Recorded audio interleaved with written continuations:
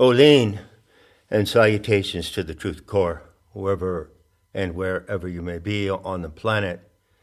I'm here today, the 14th of September, 2021, with a follow-up of a talk released on the 31st of December, 2020, the parable of the golden eggs. So when I initially released that talk, I said there would be a follow-up, part 2, and here it is.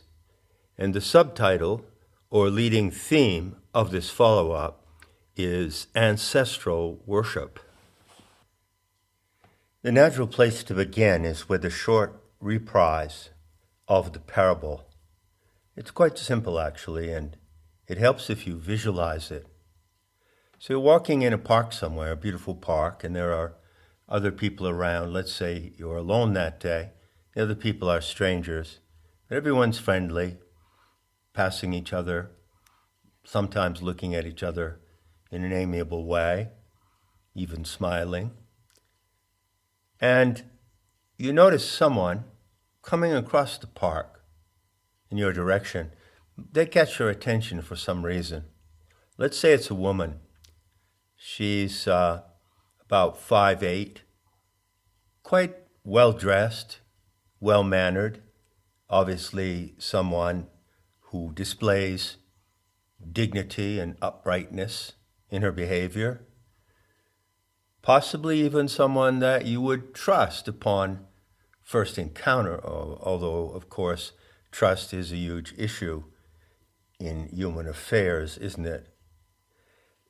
So she comes before you in a gentle way, in an inviting way, and she says, "I have a gift for you. Hold out your hand." So she holds out her hand, palm down, and she tells you to put yours under it, palm up, and she drops a golden egg into your hand. That is the first golden egg. Now, the parable states that when you receive that egg, you don't have to know who the stranger is. It's an anonymous donation. And so you receive the golden egg in your palm, and the stranger greets you farewell and walks away, and you never have to know who it was that gave you the first golden egg. That golden egg is what you call, what everyone calls, the gift of common sense. It's a generic gift. Human animals have it. They all have it in different measures, and yet it is one of those things that I call sometimes a factory installation. You have it by default. Now, whether you use it or not, or how well you use it, is another issue. It could well be said that the entire Soviet deceit currently unfolding on the planet depends on trusting in a lie, and yet the mere application of common sense can easily overturn that lie. So it's fair to say that this Soviet deception is a test of common sense for every single human animal living on this planet. So, common sense is a generic faculty. It's common to our entire species. And you can enjoy it and use it with no regard whatsoever as to how you acquired it. It's the gift of an anonymous donor. Coming to the second golden egg, the situation is different. So on this occasion, a stranger approaches you across the park. Once again, you feel comfortable in this first encounter. You feel that there is some goodwill or benevolence streaming from the presence of this individual. And he stands there and performs the same ritual. He says, "I have a gift for you." So he puts out his hand, palm down. You put your hand under it, palm up. And do you receive the egg? No, you don't receive the egg. Your two palms stand there, one facing the other. You anticipate something to drop into your palm. Say if you received the first golden egg, then you expect another egg to drop. When the second egg drops, I like that. That's a good meme. So you're waiting for the second egg to drop rather than the second shoe to drop. I believe that meme goes, waiting for the other shoe to drop. So, the other egg is not dropping. And of course, the stranger who's offering it to you knows that and knows that you are wondering why not. So now there's a little conversation. In the first case, when you received the first golden egg, there was no conversation following the statement, I have a gift for you. Nothing else was required. The donor remained anonymous. So this time, the benevolent stranger nods his head, smiles, and he says, yes, I know. It's different this time, isn't it? And may I tell you how it's different? And you, of course, respond, yes, please do. And the stranger says, there is a requirement for receiving the second golden egg. And it's simple, and it's the same for everyone. You must know, you who receive it, must know who is giving it to you. You must know who it comes from. Otherwise, the other egg won't drop. Simple. Well, you pause for a moment, and then, of course, where does the conversation go from there? Well, if I were you, or if you were me, you would simply say, well, I don't know what to do now because you're a perfect stranger, and I don't know who you are. What am I supposed to do? Am I supposed to figure it out? Or do you intend to tell me? And the answer coming from the stranger is rather strange. It has a little trick in it. So the stranger says, well, I won't tell you. That is another condition of this gift. I myself, the donor, won't tell you, but someone else will. And he pauses to let this sink in for a moment, and then he says, I'm guessing that you might want to know who that someone else is, who's going to tell you who I am so you can receive the second egg. And of course, what do? You nod and you say, yes, surely. And then he says, the someone else is the inventor of this parable. The stranger pauses for a minute, looks at you carefully, but kindly, to make sure you take in that statement. And then he says, all right, we're done now. I don't have to be here when you find out who I am, but I will always be here. I'm always with you. And when you learn who I am, all you have to do is hold out your hand, and the egg will appear in your hand, like magic. So that completes the parable of the golden eggs.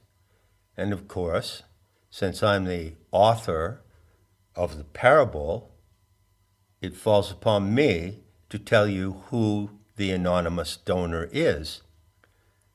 One of the lovely tricks of this parable, and a parable is simply a learning device, is that the first and second donors are the same. So when you know who the second one is, you also know who the first one was.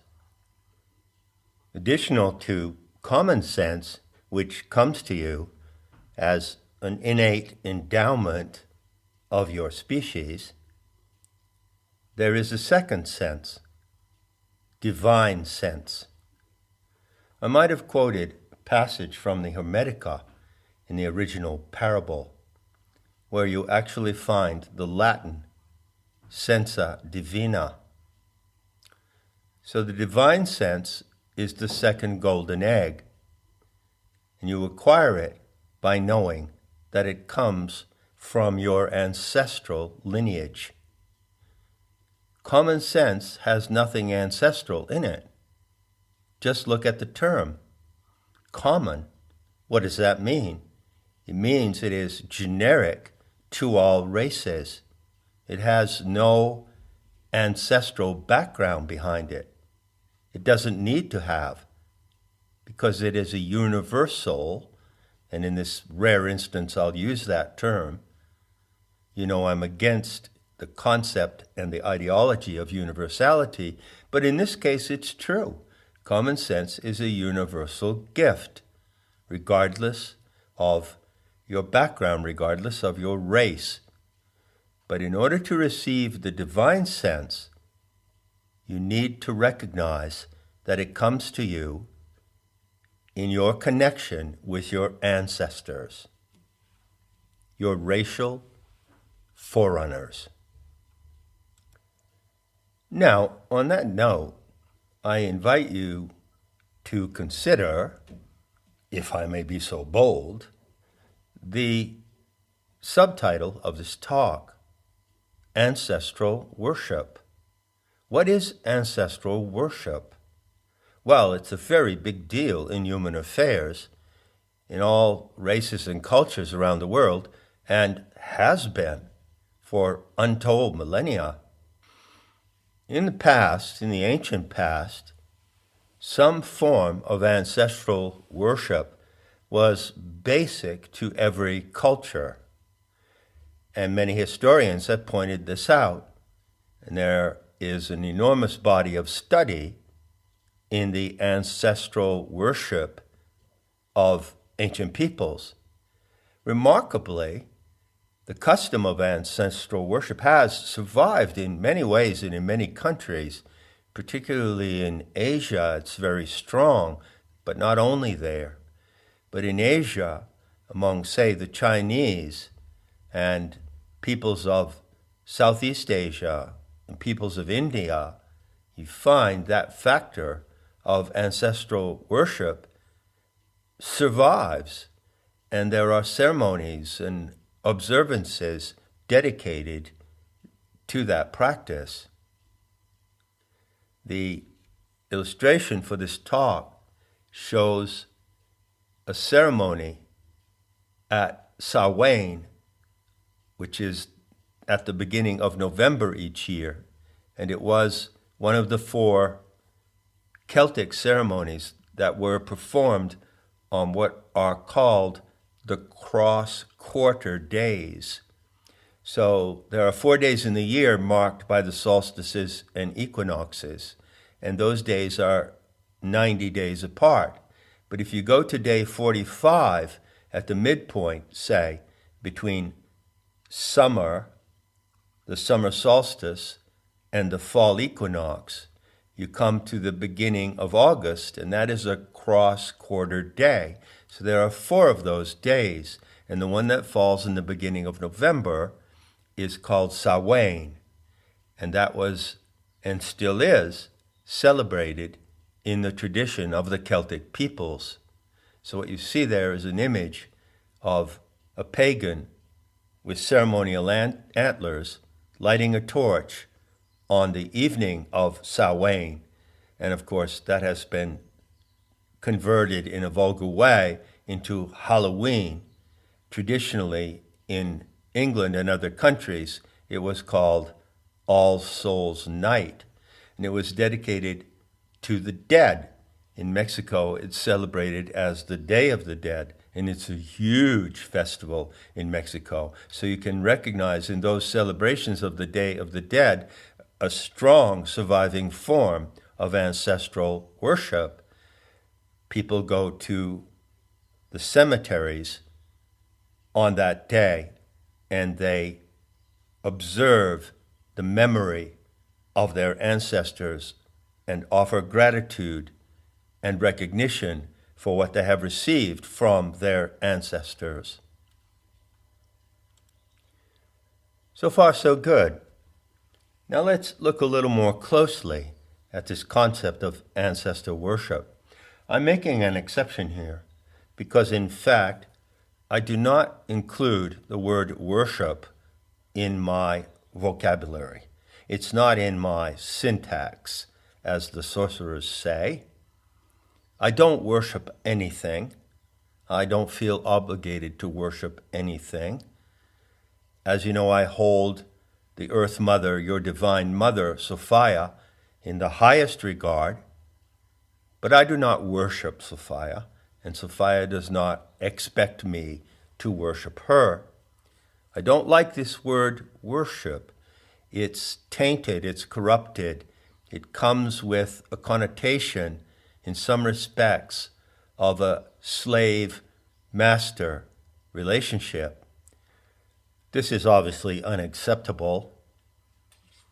How often have you heard about Sunday services, for instance? So, Tads get together, the family gets together. This happened in the little village of Friendship, Maine, where I lived.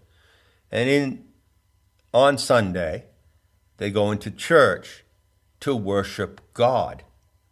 Correct?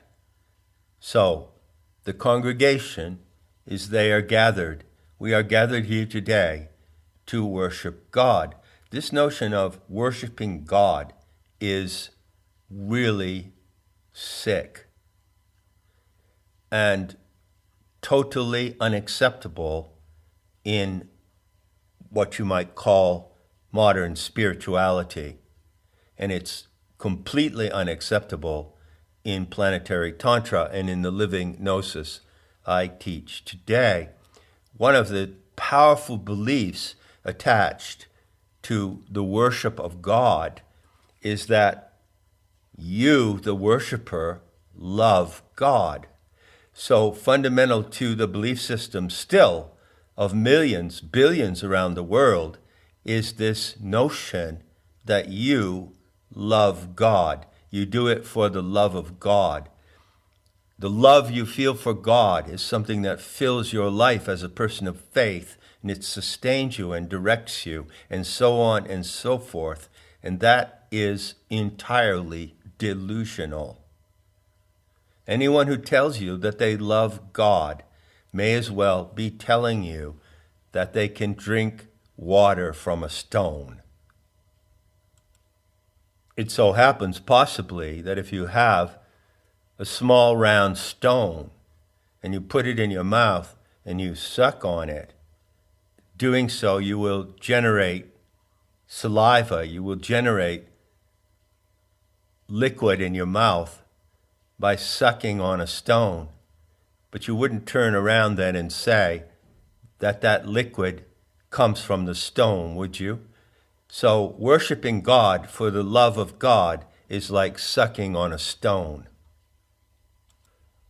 On the other hand, ancestral commemoration is something real. It's concrete, it's existential. It involves what I would call a palpable emotion. A palpable emotion is like what you feel toward a dog or cat, or anything you love, an object, a place, a person. It's palpable. You can actually taste it. And you can connect to something that is real through that emotion. But the emotion or presumed emotion of love for God is unreal, and it cannot do anything but produce despair and devastation in your heart, even though it may appear to those who are caught in that delusion that it gives them a life-sustaining force and they can't live without it. Well, we'll see about that soon enough. Now, in concluding this talk, let me see if I can outline for you something about the depth of ancestral commemoration. It has different depths. It's as if you were standing over a pool of water and you looked into the pool, gazed into it, and at first you realized you could only see down into the pool for maybe a foot or so. But then you look deeper and you can see the water deeper in the pool, and you continue to look and you can see it again deeper and deeper until perhaps you even find the source of the pool. You see at the bottom of the pool some commotion of the water, and then you realize, oh, there is a bubbling spring down there at the bottom of the pool. Ancestral commemoration has several levels of depth like that. It begins, of course, at the most immediate and accessible level with your blood kin ancestors, your genealogical ancestors that you know, your mother and father, grandmother and grandfather, great-grandmother and great-grandfather, and so on.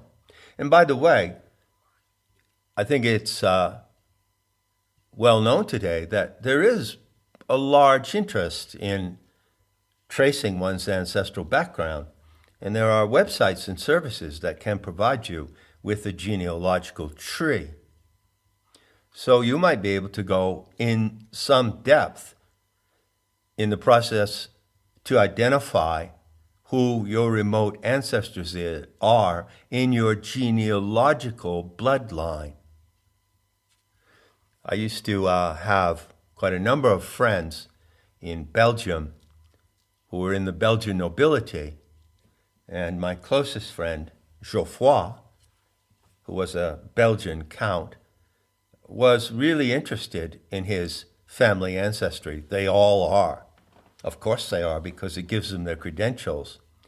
Now, it's been shown that to a certain extent, these credentials are made up. But to another extent, yeah, it could be possible, especially with the records kept by those families in Europe, such as Geoffroy's family, the family of de Bouillon, that you could find ancestral records. Geoffroy had in his house a large, what was it made of? It was made of some kind of parchment, some kind of treated parchment. It was about 4 feet wide and 4 feet tall. It was hanging on the wall of his house. And there it had his ancestral tree that went all the way back to Godefroy de Bouillon, who was a Belgian knight, French Belgian knight in the Crusades. So I used to study this diagram and look at all the names, and it had some amazing names on it, some of which I knew from my historical studies, such as Mathilde of Tuscany and others. So that is possible, but that is not really the direction of ancestral commemoration that applies to the parable of the two golden eggs. Let's say then that the first level of depth concerns those ancestors whom you can identify by name in your genealogical bloodline. That stops, that phases out at a certain point. And then you go to the next level. And in the next level of your ancestry are all those who lived unnamed and unknown, most of them unnamed and unknown, who lived in the experience and embodiment of your ancestral lineage, your racial lineage. Take myself for an example. I'm an easy example. So my father's line was Irish, and my mother's line was Italian. Now, I don't know much about my family background. I never met my grandparents. And my father died before I was born, so the first level of ancestral recognition for me is very shallow.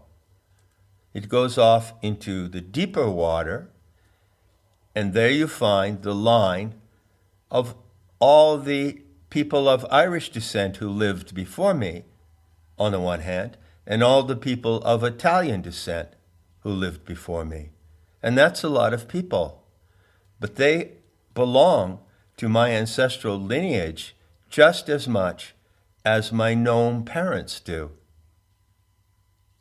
So I'm not talking here about a sentimental attachment to family members that you may know about. Your great-grandfather or grandfather who fought in the First World War or something like that. Certainly it is valuable if you know that, and you can remember who these people were, not through your own direct memory of knowing them, but through the family records. And that is valuable, and that is one step, but as I've said, it's only the first level. The second level is, of course, very deep. What am I talking about here? All my Irish ancestors. How do I know who they were? Well, there are two ways to gaze into that deeper level of the ancestral well of memory. One of them is to just learn about the history of the Irish people, the history of the nation of Ireland. Each people has its own land, its own nation. Remember the triple formula: race, place, and language, RPL. So, got the race, the Irish, place is Ireland, and then the language. So I can study Gaelic, I can look at the native language of the Irish peoples, and I can pursue the commemoration or observe the act of commemoration by looking at the history of my people.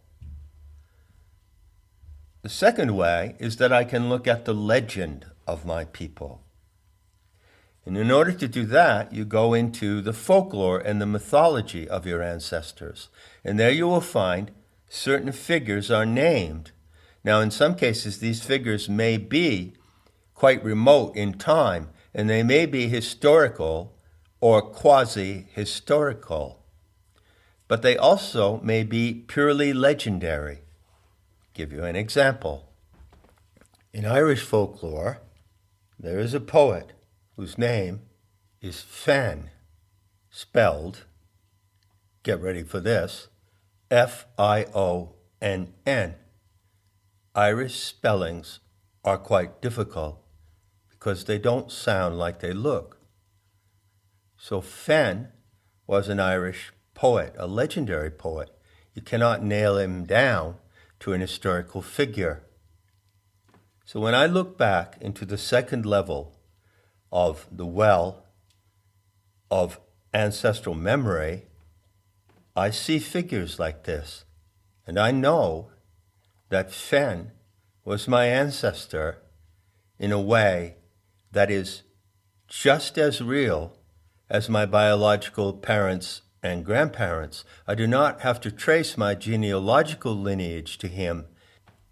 No, it doesn't have to be straightforward and literal in that way. What I receive from Fionn comes through cultural inheritance. But that is the second egg. And can you see why you don't receive the second egg unless you know who you're receiving it from? It requires an act on your part, an act of commemoration, to go and find who your legendary cultural ancestors are. But what you receive from them is every bit as real as important, and in some ways may prove to be more so than what you receive from your recognizable genealogy. So here's an example of something that I receive in that way. This is a saying attributed to him. He was an Irish bard and a poet. All desires save one are fleeting, but that one lasts forever. Finn, with all desires, had the lasting one, for he would go anywhere and forsake anything for wisdom. That's a saying from my cultural ancestry. And I can make that saying my own and take it into myself as it applies to my life. And it becomes something that inspires me and guides me, you see. Something else that is attributed to him is this. A poem is a revelation, and it is by the brink of running water that poetry is revealed to the human mind. You might be someone who got advice and sayings from your parents or other relatives. You might be someone who as a child sat on the knees of your grandfather or stood in the kitchen with your great-grandmother and she said things to you and you registered them and carried them with you for the rest of your life. You can do the same with your remote cultural ancestors. And that is a form of ancestral worship. You see what I'm getting at? To say a little more about the second depth of commemoration, I want to point out that everyone who undertakes to know these things about their ancestry, for instance, if you're Greek, you will go back into the history of Greece if you want, or back into the folklore and legend of the Greek people. At a certain moment, it's no longer history. You go back beyond a certain date, and it's no longer history.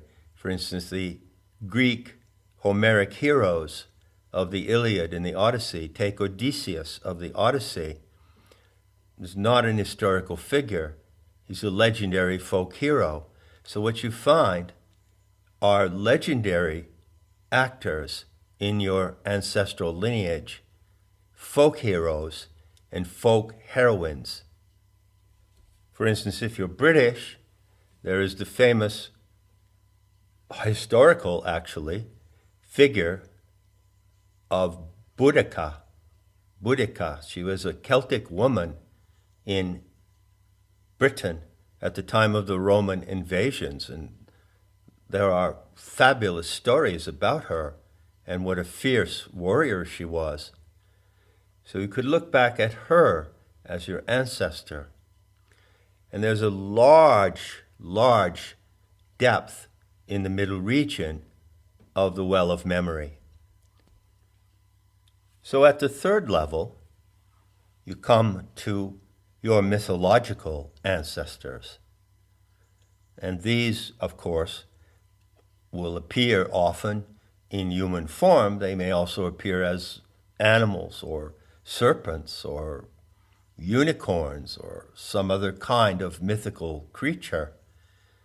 But at the third and lowest depth of the well, this is what you find. And do you know today what you would know if you looked into the well at that depth? Do you know who your ancestral, mythical ancestors are? How do you find out who they are? Well, you go into the mythology of your race. Remember I said in the talk, mythology is racial. There is no myth that has come into this world ever that did not come from the origins of a specific people, of a specific race who spoke a specific language. So if you're Iranian, you can go back to Iranian mythology. If you're Japanese, you go back to Japanese mythology. If you're Greek or Mexican, as you might be called, having ancestry with the Toltec and Aztec people, you go back to the gods and goddesses of those ancient cultures, and then you are at the source. You're at the bottom of the well where it all comes from. So if you were Mexican, for instance, and you looked at your origins in the indigenous culture of Mexico, you might recognize Xochiquetzal or Itzpapalotl, the obsidian butterfly woman. And were you to recognize that mythical figure in your racial ancestry, what would you have? What is the point of that recognition? What is the point of looking into the full depth of the well? You connect to what has been called an archetype, which I prefer to call an engram. Now, these archetypes are mythical figures, right? But are they merely products of the imagination, products of superstition and fantasy? Not at all. Not in the least. These archetypes of gods and goddesses are actually forces that work in the universe, and particularly in the human world on earth. They are forces, they are powers, they are not merely fictional identities invented in groundless fantasy. And when you connect with these engrams, you connect with the deepest wellspring of the life force, not only of the human species and all species on earth, but you connect with it in a particular way that aligns you to your ancestral memory back to its source. It is those entities and forces that live in your imagination that are ultimately the donors of the 2 golden eggs. But you can only receive the second one if you know who the donors are. The way it works is simple. The recognition you give to these remote ancestral powers gives you something back in return. It's an exchange of power. So, for instance, if you were of the Nahuatl races of Mexico, you might create a small altar in your house. And you would have on that altar 2 images, one male and one female. They could be, say, Quetzalcoatl and Xochiquetzal. You notice the name Quetzal is common to the male and female deities. Quetzal is a bird with very bright plumage. So when you find that in a Nahuatl word, it means feathered, like the feathered or plumed serpent, Quetzalcoatl, coatl being the Toltec word for serpent. And you learn the names and you learn the words. You don't have to learn a lot of them, but you learn a few, and they become powerful keys to the depths of your own psychic identity, your own imaginal identity. You see, you don't just have the identity that's on your birth certificate or your driver's license. You have a deep imaginal identity, and you find what it is through your connections at the bottom of the well of ancestral memory. Now, there is actually a practice in planetary tantra of constructing an ancestral altar. The question has come up for me numerous times: do Shaktas, that is, people who practice planetary tantra and revere the Aeonic Mother, do they worship Sophia, or do they worship Thelete, who is the male counterpart of Sophia? No, we don't worship them. We commemorate them. We recognize them. We know where from comes the second golden egg. That is the sensa divina, the sense of your divine origins. It's as simple as that, really.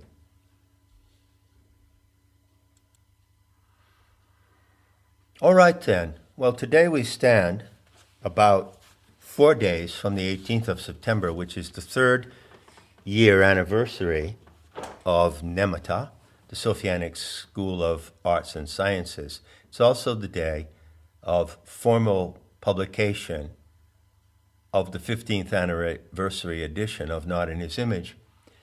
And right now I'm working on some material that I'm going to release on the 18th on Nemata, as well as on YouTube. And part of that material concerns what is called Sophianic animism. And that topic relates intimately to this exercise or practice of ancestral memory that I've just described. So if it catches your interest and you find there's something of value in it for you, there'll be more coming soon on this topic. Enough said, and I'll be seeing you in the beauty to come.